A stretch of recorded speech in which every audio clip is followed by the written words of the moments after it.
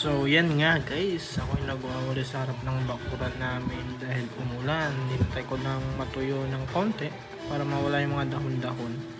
Napakasimple talaga ng buhay dito sa probinsya. Maaga kang magigising, tapos magkakape ka lang at gagawin mo na yung mga trabaho na pwede mong gawin.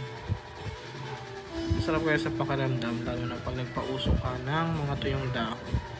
Yan, napakarami kong nakuhang dahon yan dahil yung harap namin ay punong-puno ng mga halaman at tulin.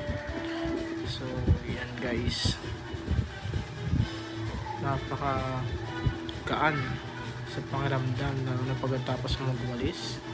Amoy mo yung mga amoy ng dahon, mga sinisiga, mga dahon-dahon na tuyo. After pala niyan ay nag-almusal na ako. Yung binili kong pandesal ng madaling araw kasi dito sa amin ay walang mabibilhan ng bakery, kundi antayin mo talaga tuwing alas 4 ng madaling araw yung mga bike na nagpupot-pot para makabili ka ng pandesal. So ayun guys, ingat kayo, Mr. Balbasarado pala.